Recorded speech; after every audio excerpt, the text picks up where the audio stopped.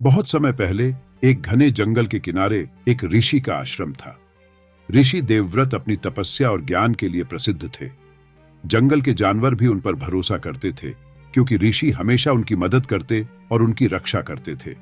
लेकिन उसी जंगल में एक धूर्त और लालची आदमी भैरव भी रहता था।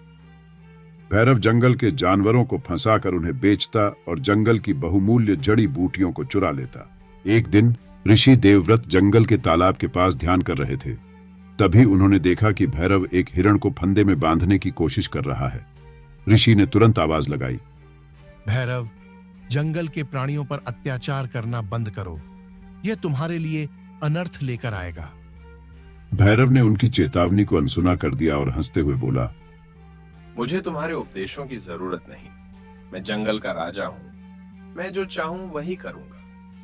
ऋषि ने गंभीरता से कहा, यदि तुम नहीं रुके तो प्रकृति खुद तुम्हें सबक सिखाएगी। कुछ दिनों बाद भैरव ने जंगल के एक दुर्लभ पेड़ से अमूल्य जड़ी बूटियां चुराईं। जैसे ही वह उन्हें ले जाने लगा, उसके रास्ते में एक विशाल शेर आ गया।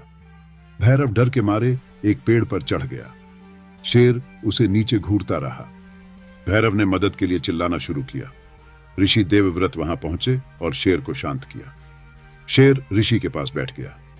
भैरव पेड़ से नीचे उतरा और ऋषि से कहा, आपने मेरी जान बचाई ऋषिवर, मैं आपका एहसान मानता हूँ। लेकिन ऋषि ने कहा, यह एहसान नहीं, यह प्रकृति का संकेत है कि तुम अपने कर्म सुधार लो।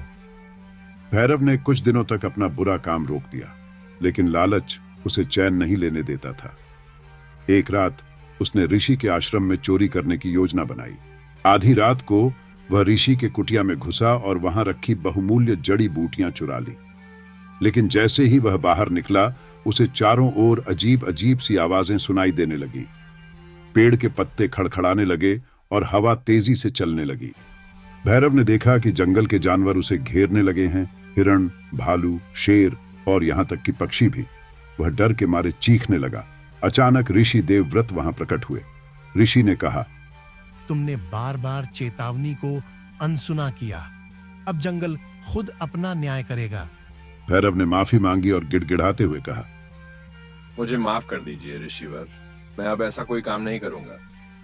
ऋषि ने कहा, यह जंगल तुम्हें माफ तभी करेगा जब तुम इसकी रक्षा करने का व्रत लो और अपने बुरे कर्मों को सुधारो।